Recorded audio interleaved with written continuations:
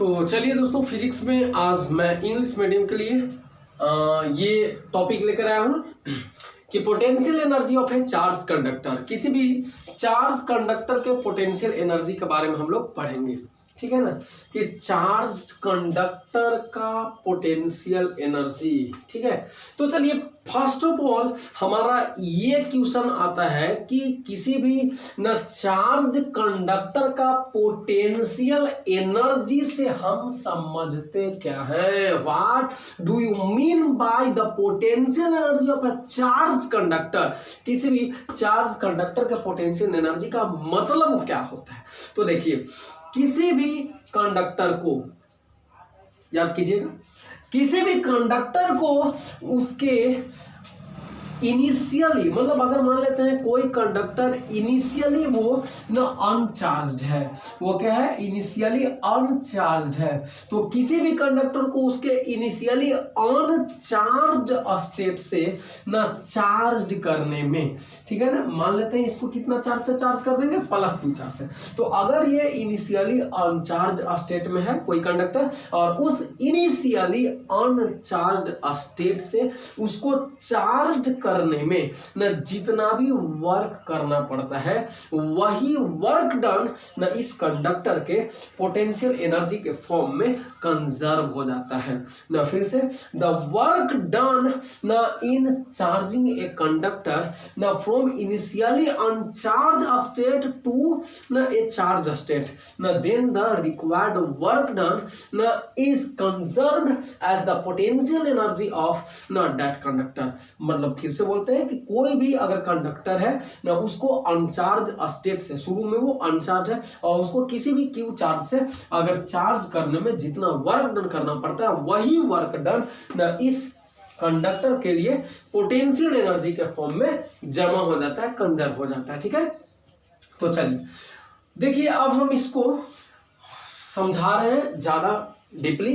तो देखिएगा, अगर मान लेते हैं जैसे +q चार्ज से हमको इसको चार्ज करना है, तो +q चार्ज से चार्ज करने में हमें +q चार्ज को उसको देना पड़ेगा, ऐसे ही नहीं चार्ज होगा। अगर इस कंडक्टर को +q चार्ज से हमें चार्ज करना है तो ये +q चार्ज इस कंडक्टर को हमें देना पड़ेगा, और किस चार्ज को देने में जो हमें वर्क डन करना पड़ेगा ना, यहां से उसको देने में ना जो भी वर्क डन करना पड़ेगा वो वर्क डन पोटेंशियल एनर्जी के फॉर्म में कंजर्व हो जाता है। ठीक है ना, तो उसी को हम लोग क्या बोलेंगे, कोई potential energy of A charge conductor. तो चलिए आइए देखिए, अगर मान लेते हैं कि इस कंडक्टर को हमें +q चार्ज से चार्ज करना है, तो लेट करते हैं कि दिस न +q charge is formed by various small charges न +dq न +dq, मतलब ये जो मतलब +q चार्ज है वो बहुत छोटे छोटे ना +dq भागों से मिलकर के क्या है ना बना हुआ है। तो याद रखिए, जब ये मतलब ये +q चार्ज जो है वो ढेर सारे छोटे छोटे चार्ज से मिलकर बना हुआ है। ये मैं क्यों बता रहा हूं, क्योंकि अगर इस कंडक्टर को आप +q चार्ज से चार्ज करना चाहते हैं तो आप टोटल चार्ज एक बार में ही थोड़ा दीजिएगा। चार्ज जो होता है किसी भी कंडक्टर पे किस फॉर्म में जाएगा ना, स्मॉल रूप में, मतलब छोटे छोटे रूपों में जाएगा। ठीक है ना, मतलब पहले चार्ज किस फॉर्म में जाता है, इलेक्ट्रॉन के फॉर्म में जाएगा, 1 इलेक्ट्रॉन 2 इलेक्ट्रॉन 3 इलेक्ट्रॉन, चौथा इलेक्ट्रॉन, पांचवा इलेक्ट्रॉन, छठा इलेक्ट्रॉन, ऐसे ऐसे करके चला जाएगा। तो ये जो है +q चार्ज हम उसको बांट दिए कि ये बहुत सारे छोटे छोटे ना dq में से चार्ज से मिलकर बना हुआ है, मतलब ये dq जो है ना ये छोटा छोटा भाग है। तो अगर ये पहला dq जो चार्ज है, मतलब पहला भाग है, इसको अगर हम ले करके जाते हैं तो इस कंडक्टर पर न इस dq चार्ज को ले जाने में हमें कोई भी वर्क डन नहीं करना पड़ेगा। क्यों, क्योंकि इनिशियली ना, मतलब शुरुआती टाइम में इनिशियली स्टेट में ये अनचार्ज है, मतलब इस पे q का वैल्यू 0 है। तो जब ये इनिशियली अनचार्ज है, इस पे कोई चार्ज नहीं है, तो जब चार्ज है ही नहीं तो ये इलेक्ट्रिक फील्ड तो प्रोड्यूस करेगा नहीं, और जब इलेक्ट्रिक फील्ड प्रोड्यूस नहीं करेगा तो हमें इलेक्ट्रिक फील्ड के अगेंस्ट में, जैसे इलेक्ट्रिक फील्ड प्रोड्यूस करता तब ना हमको इलेक्ट्रिक फील्ड के अगेंस्ट वर्क करना पड़ता है। तो जब ये इलेक्ट्रिक फील्ड, इस पे जब कोई चार्ज है ही नहीं तो ये इलेक्ट्रिक फील्ड प्रोड्यूस नहीं करेगा, और जब इलेक्ट्रिक फील्ड प्रोड्यूस नहीं करेगा तो क्या होगा, हमें पार्ट को DQ को ले जाने में कोई भी वर्क डन नहीं करना पड़ेगा। तो चलिए ये प्लस DQ चार्ज यहाँ पे आ गया, ठीक है ना।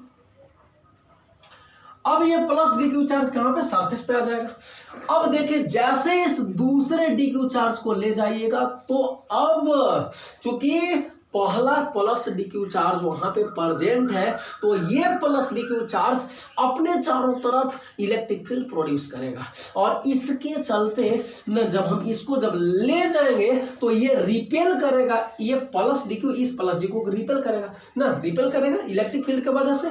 तो इसको ले जाने में हमें इसके अगेंस्ट न वर्क करना पड़ेगा।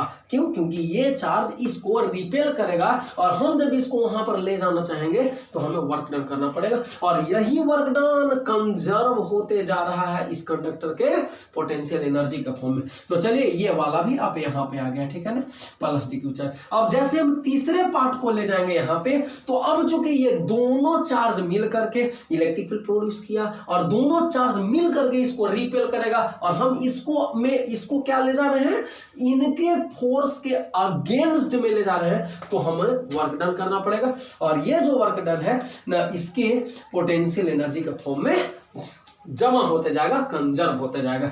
ऐसे करते करते आपको ये समझ में आ गया कि हमको चार्ज को ले जाने में वर्क डन करना पड़ रहा है, ठीक है। तो ऐसे धीरे धीरे ये DQ चार्ज आएगा, ये DQ चार्ज आएगा, ऐसे धीरे धीरे करते करते करते ये टोटल का टोटल प्लस Q चार्ज इस पे चला जाएगा और प्लस Q चार्ज को ले जाने में जितना हमें वर्क डन करना पड़ेगा वही वर्क डन इस कंडक्टर के पोटेंशियल एनर्जी के फॉर्म में कंजर्व हो जाता है, ठीक है ना। तो चलिए हम लोग ये जान गए कि किसी भी कंडक्टर का, किसी भी चार्ज कंडक्टर का पोटेंशियल एनर्जी क्या होता है, ठीक है ना। तो ये तो बता दिए कि मतलब किसी भी कंडक्टर को अनचार्ज स्टेट से चार्ज करने में जो वर्क डन करना पड़ता है वही वर्क डन इस कंडक्टर के पोटेंशियल एनर्जी का फॉर्म में जमा हो जाता है, कंजर्व हो जाता है। तो अब ये बात रही कि हमें इस पोटेंशियल एनर्जी का एक्सप्रेशन फाइंड करना है, किसी भी किसी भी चार्ज कंडक्टर के पोटेंशियल एनर्जी का एक्सप्रेशन कैसे फाइंड करेंगे, फॉर्मूला कैसे फाइंड करेंगे। तो आइए उसके लिए देखते हैं हम लोग। तो चलिए इसके लिए थोड़ा सा मैं लैंग्वेज भी अब लिखूंगा तो याद कीजिएगा, ठीक है ना। ये कंडक्टर है और शुरू में क्या है, इस पे अभी कोई भी चार्ज नहीं है, यानी Q इक्वल टू यहाँ पर कितना है ना, 0 है, ठीक है। तो चलिए इसके बारे में हम लिखते जा रहे हैं। तो लिखिएगा, let a conductor is present, a conductor, let a conductor of capacitance ना, कैपेसिटेंस इलेक्ट्रिकल कैपेसिटेंस की बात कर रहे हैं यहाँ पे हम। तो let a conductor of capacitance ना C इज ना प्रेजेंट, ठीक है ना, C इज प्रेजेंट ना एंड ना वी हैव टू ना चार्ज इट ना बाय ना प्लस Q चार्ज, ठीक है ना। प्लस Q चार्ज से हमें क्या करना है, इसको चार्ज कर देना है, ठीक है ना। अब करते हैं कि लेट when we ना give it a very small charge ना, a very small charge Q, then its potential becomes V, ठीक है ना। जैसे देखिए हम लोग लेट कर लेते हैं कि एक कंडक्टर है ना जिसका कैपेसिटेंस कितना है, C है ना। अब क्या करते हैं ना, इस कंडक्टर को हमें क्या ना प्लस Q चार्ज से चार्ज करना है ना। लेट व्हेन वी गिव ना it a very small charge Q ना, अगर हम लोग लेट करते हैं कि इसे बहुत ही छोटा चार्ज Q देते हैं तो मैं बताया हूं कि अगर किसी भी कंडक्टर को प्लस Q चार्ज देते हैं तो उसका पोटेंशियल बढ़ जाता है, इंक्रीज होता है। तो मान लेते हैं कि अगर इसको प्लस Q चार्ज आप देते हैं, मतलब स्मॉल चार्ज, बहुत ही स्मॉल चार्ज दिए हैं प्लस Q, तो उसका पोटेंशियल इंक्रीज होकर के स्मॉल भी हो गया है। तो आप लोग इस लिख सकते हैं ना, Q बराबर C भी फार्मूला से आप क्या लिख सकते हैं ना, V बराबर यहां से देखिए Q बाई C लिख सकते हैं ना। तो आप चलिए आप यहां से लिखिएगा, इसको नोट कर लीजिएगा पहले आप लोग, ठीक है। इरेज करते हैं इसको। तो चलिए अभी बताइए कि आपने इसको प्लस क्यू चार्ज दिया, स्मॉल प्लस क्यू चार्ज है ये, और चार्ज देने से ना पोटेंशियल भी हो जा रहा है, तो भी बराबर क्या लिखेंगे, क्यू अपॉन सी लिख देंगे। ठीक है, अब चलिए ना लेट, अगर इसको देखो प्लस क्यू चार्ज हमने दिया है, पोटेंशियल इसका बढ़ करके स्मॉल भी हो गया। अगर हमें तो इसे प्लस क्यू चार्ज से ना चार्ज करना है, तो अगर जैसे ही अब हम दूसरा चार्ज डी क्यू को इस पर ले जाएंगे तो हमें और भी वर्क डन करना पड़ेगा ना, क्यों, क्योंकि ये प्लस क्यू चार्ज यहाँ पर पहले से प्रेजेंट हो गया है, तो इसको ले जाने में हमें और वर्क डन करना पड़ेगा। तो मान लेते हैं कि प्लस डी क्यू मतलब इस चार्ज के अलावा अगर हम कोई दूसरा चार्ज ना प्लस डी क्यू को वहां पर ले जाते हैं, तो जो वर्क डन करना पड़ रहा है वो भी, चूंकि ये बहुत छोटा सा चार्ज है, डी क्यू चार्ज है, तो इसको ले जाने में जो वर्क डन करना पड़ेगा उसको सपोज कर लेते हैं डी डब्ल्यू। ठीक है, तो चलिए इसी को लिखते हैं, लेट इफ वी गिव ना another small charge D Q, another small charge dq, another small charge plus dq, now to the conductor, now then the work done now is dw। हम लोग वर्क डन को क्या मान लेते हैं, dw। तो इसलिए याद रखिए ना dw बराबर, देखिए फार्मूला होता है v बराबर w ना y क्या होता है q, तो यहां से अगर W बराबर निकालेगा फॉर्मूला तो W बराबर V गुना Q हो जाएगा। तो आपको DW निकालना है, तो DW बराबर स्मॉल भी, चूंकि पहले आप जब प्लस DQ को जब ले जाइएगा ना तो पोटेंशियल तो पहले से भी है, तो DW बराबर V गुना चार्ज ना W बराबर V गुना Q, तो V के जगह स्मॉल भी लिख दी और Q के जगह DQ, क्योंकि DQ को ना आप ले जा रहे हैं। तो चलिए, तो V बराबर ये DW equal to V into DQ हो गया। तो अब ये बताइए कि जब स्मॉल चार्ज आप प्लस DQ को ले गए तो आपको जो वर्क डन करना पड़ा वो स्मॉल DW है। तो जब इस प्लस चार्ज, बहुत छोटे से चार्ज प्लस DQ को ले जा रहे हैं तो आपको DW वर्क करना पड़ रहा है। तो जब इस पूरे टोटल Q चार्ज को जब इसको दे दीजिएगा तो आपको DQ करते करते आप पूरा प्लस Q चार्ज को दीजिएगा ना, तो आपको टोटल वर्क डन फिर निकालना पड़ जाएगा। तो ये प्लस क्यू चार्ज से जब चार्ज कीजिएगा तो टोटल वर्क डन निकालने के लिए क्या करना पड़ेगा, इंटीग्रेशन मेथड का यूज करना पड़ेगा। तो चलिए हम लोग इंटीग्रेशन मेथड का यूज करते हैं। Now for finding the total work done, the क्या लिखे, टोटल वर्क डन ना, वी विल यूज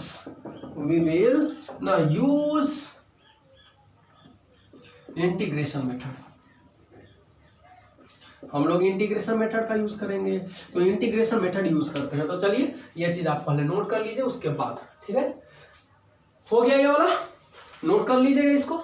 चलिए रेस करते हैं। देखिए ये चीज जरूरी पड़ेगा, इसको मैं साइड में लिख दे रहा हूं, V equal to Q by C, ठीक है ना। चलिए तो इसको अब हम इंटीग्रेशन करेंगे। किसका इंटीग्रेशन करेंगे, हमें टोटल वर्क डन फाइंड करना है, तो इसका हम इंटीग्रेशन कर देंगे। चूंकि DW बहुत छोटा सा वर्क डन है, तो DW का इंटीग्रेशन करेंगे तो DW मिल करके पूरा वर्क डन मिल जाएगा हमें। तो हम लोग W अगर निकालना चाहते हैं तो क्या करेंगे, DW का इंटीग्रेशन करेंगे। और DW का इंटीग्रेशन करने का मतलब है कि इंटीग्रेशन V इंटू DQ का करेंगे, चूंकि DW बराबर क्या है, V इंटू DQ।